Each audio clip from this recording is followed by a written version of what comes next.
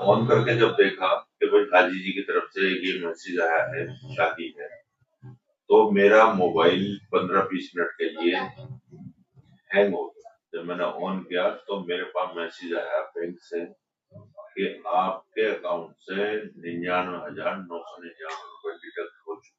इनको शादी की एक दावत आई, उस पर लिखा हुआ था शादी में जरूर जरूर आना। जैसे ही इन्होंने उस मैसेज को खोला, इनका मोबाइल हैंग हो गया और फिर कुछ घंटों के बाद इनके अकाउंट से 99,999 रुपए निकल गए। Hi everyone, this is Arabic, a unique restaurant blending the rich flavors of Arabic, Turkish and Mughlai cuisines. And yes, we are going viral for our kunafas. Soft, creamy, crispy and the best you'll find in Delhi. But that's not all.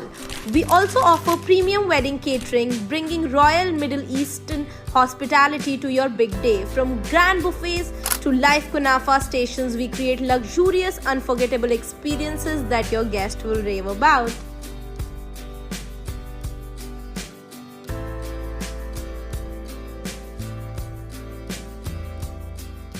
दोस्तों, ये शादी का season है।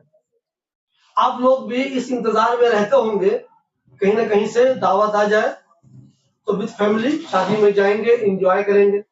बहुत से लोगों को शादी की दावत आ भी रही होगी, वो जा भी रहे होंगे, एंजॉय भी कर रहे होंगे।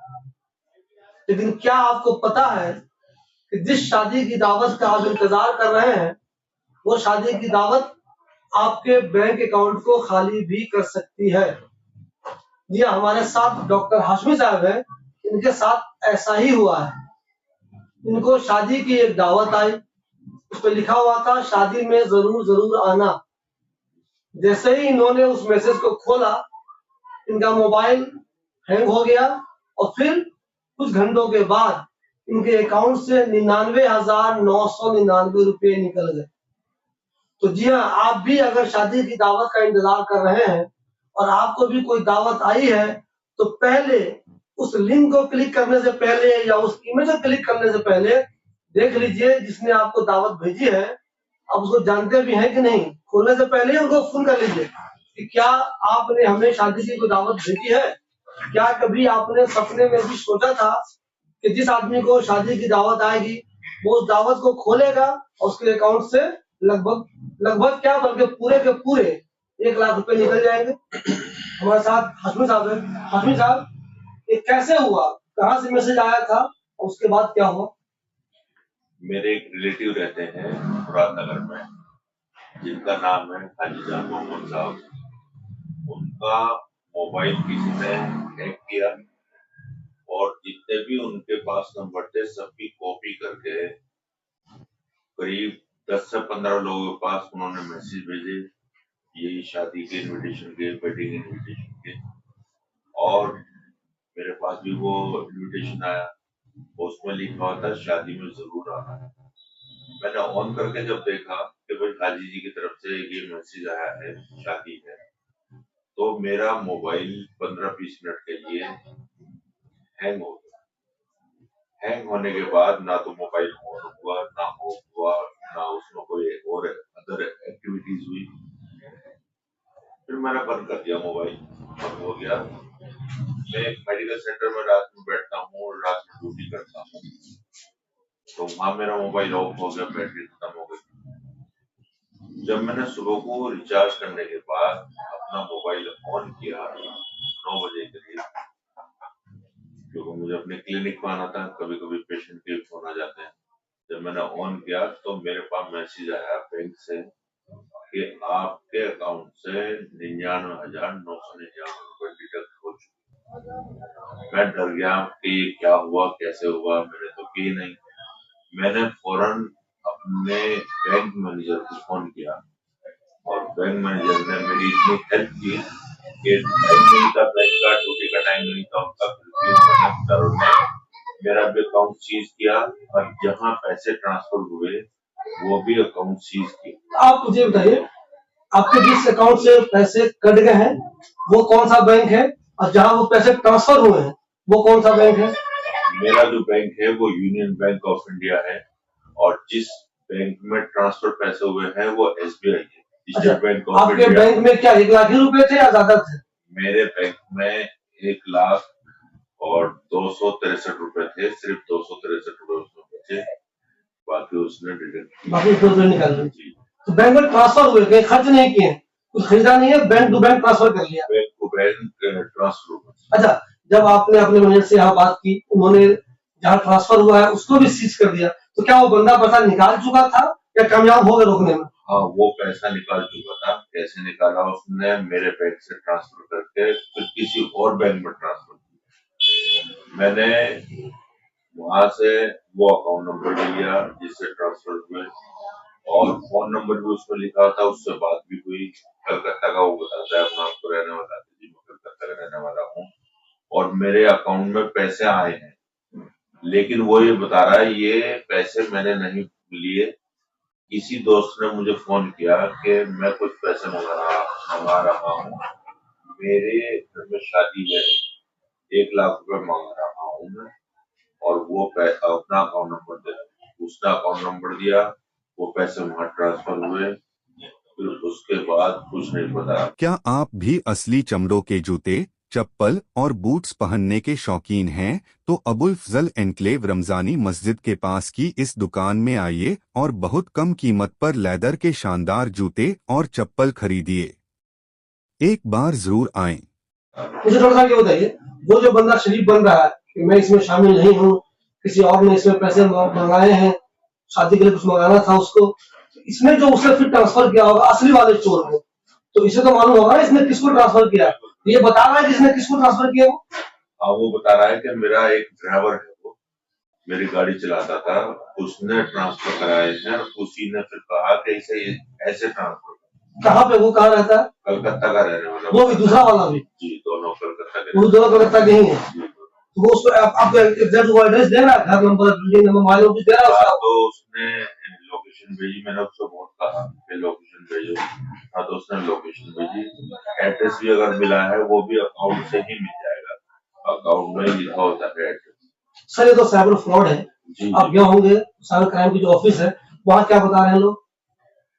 साइबर क्राइम ऑफिस में गया कदरपुर, वहाँ यही बताया, देखिए अगर 1,00,000 का मामला होता हम यहाँ से आपको आयु देते, आपका केस की वो छानबीन करता, इन्वेस्टिगेशन करता, लेकिन 1 रुपया कम है तो हम आपके पुलिस स्टेशन में इस केस को वहाँ ट्रांसफर कर रहे हैं, वही आपको आयु देंगे, वही इसकी छानबीन। यानी कि जामिया नगर थाने में ट्रांसफर हुआ? जी जी। इनका क्या रोल है अभी, जामिया नगर थाने का भी क्या रोल है इस ताल्लुक से? मुझे 15 दिन हो गए वहाँ चक्कर काटते हुए, मेरी टांगे दुख गई हैं, मैं एक डॉक्टर हूँ, गरीब मरीजों की मदद करता हूँ, हेल्प करता हूँ, अपना सारा काम छोड़ के मैं एक बार नहीं कई बार जा चुका, लेकिन मुझे तसल्ली यही देते रहे कि अभी 26 आ रही है, हमारा सारा स्टाफ बिजी है 26 जनवरी की वजह से, तो 26 जनवरी के बाद हम आपके केस देने कार्रवाई करेंगे। गौर कीजिए दोस्तों, चोरी हुए इतने दिन हो गए, फ्रॉड हुए इतने दिन हो गए, 23 की बात है, और थाना ये कह रहा है कि 26 जनवरी गुजर जाने दीजिए। जब ये मालूम चल गया कि पैसा बैंक टू बैंक ट्रांसफर हुआ है, बैंक टू बैंक ट्रांसफर का मतलब इस बंदे के अकाउंट में ट्रांसफर हुआ है, उसका आधार नंबर भी रहता है, मोबाइल नंबर रहता है, पैन कार्ड रहता है, उसके बगैर तो अकाउंट खुलता ही नहीं है। यानी कि ये अकाउंट जिस बंदे का है उसके घर 1-2 दिन के अंदर में पहुंचा जा सकता है, और पुलिस ने इसमें अब तक कोई कार्रवाई नहीं की है। साइबर क्राइम की जो मेन ऑफिस है बदरपुर में, वो कह रहे हैं चूंकि 1,00,000 से कम का फ्रॉड हुआ है, 1 रुपया कम है, 99,999 रुपए, वो कह रहे हैं चूंकि 1,00,000 से कम का फ्रॉड हुआ है, ये आपका जो लोकल थाना है वही देखेगा, यानी कि उन्होंने अपना पल्ला झाड़ लिया। लोकल थाना कह रहा है 26 जनवरी की वजह से हमारा सारा स्टाफ बिजी है, उसके बाद देखा जाएगा। सोचिए ऐसे वक्त में जब रोजाना गवर्नमेंट इस तरह के एड जारी करती है, रेडियो पे, टेलीविजन में, अखबार में मैसेज भेजते रहती है कि साइबर ठगों से बचे। भाई कैसे बचे? ये तो बता रहे हैं कि कौन मेरा पैसा ले गया, आप निकाल नहीं पा रहे उससे। एक आदमी एटीएम से पैसे निकाल ले, कहीं खरीदारी कर ले, पता नहीं चले कि पता नहीं यार किसने खरीदारी कर ली, कहाँ कर ली, तो बात समझ में आती है। ये तो बैंक टू बैंक ट्रांसफर हुआ है, इनके यूनियन बैंक से पैसा कटा है, SBI कलकत्ता के किसी ब्रांच में पैसा गया है, वहाँ का एड्रेस है, वहाँ जाइए, चोर को पकड़ के ले आइए। और ताज्जुब की बात यह है कि ऐसा नहीं हो रहा है। मुझे डॉक्टर साहब ये बताइए, क्या जो आप बता रहे जो आपको रिश्तेदार है जिन्होंने शादी वाला मैसेज भेजा, आपने कहा कई लोगों को भेजा, तो क्या बहुत सारे लोगों के साथ ठगी हो गई या सिर्फ अकेले आपके साथ हुई? उन्होंने बताया मुझे करीब लगभग 10 लोगों के साथ ठगी हुई है, 10 लोगों के पैसे कटे हैं और किसी की कोई हेल्प नहीं हो रही है किसी भी तरीके से। बस मैं दिल्ली पुलिस से हाथ जोड़ के ये रिक्वेस्ट करना चाहता हूँ कि ऐसे लोगों को सख्त से सख्त कार्रवाई की जाए और उन्हें लेके आया जाए, उनके साथ अच्छी कार्रवाई की जाए। पता नहीं मुझे ये किसी हॉस्पिटल में पैसे जमा करने थे, किसी मरीज की मदद करनी थी या किसी को उधार देने थे या कुछ और मुझे इसका करना था या क्या करना था। कुछ लोग ऐसे होते हैं उधार लाके जमा करते हैं, फिर वो हॉस्पिटल में जमा करते हैं, उनका कोई मरीज है क्या है, किस मजबूरी में है। तो इस पर मैं दिल्ली पुलिस से यही कहना चाहता हूँ, यहाँ तक के अपने SHO से लेके कमिश्नर तक कि इस मामले में सख्त से सख्त कार्रवाई की जाए जो लोग इस तरीके का क्राइम कर रहे हैं। मुझे बताइए, आपने बताया कि कुछ आईफोन वाले थे उनके पास भी एक मैसेज आया, लेकिन आईफोन वालों की ठगी नहीं हो सकी। दोस्तों कि मैं ये बता दूं, मैं आईफोन का प्रचार तो नहीं कर रहा हूँ यहाँ पे, लेकिन आईफोन वालों को जिनको ये वाला मैसेज आया था उनसे ठगी नहीं हो सकी, है ना ऐसा?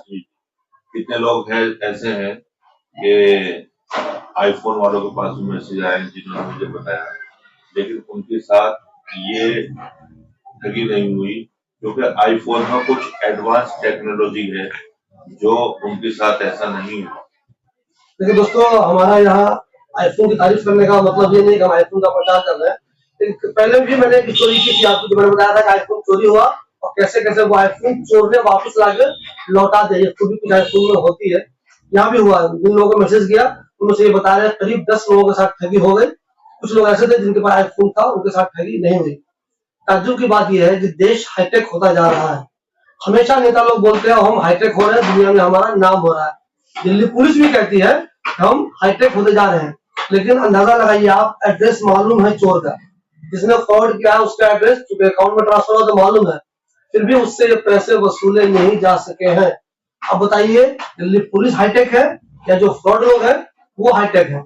आप लोगों के साथ भी अगर इस तरह का कोई धोखा हुआ है तो प्लीज हमें बताइए, हम आपका इंटरव्यू करेंगे। देखिए, इस तरह के इंटरव्यू से एक फायदा ये होता है, बहुत से लोग जागरूक हो जाते हैं। आज इनके साथ धोखा हुआ है, कल किसी और के साथ होता है। मैंने कई खबरें दिखाई आपको, पहले भी मैंने आपको एक खबर दिखाई थी अबुल फजल की, जब व्हाट्सएप मैसेज कुछ लोगों को किया जाता प्लीज पैसे दे दो, प्लीज पैसे दे दो, और उधार कुछ लोगों को लेकर वो ठग के गायब हो गया था। वो आज इनके साथ इस तरह का धोखा हो गया, कई लोगों और भी हुआ है।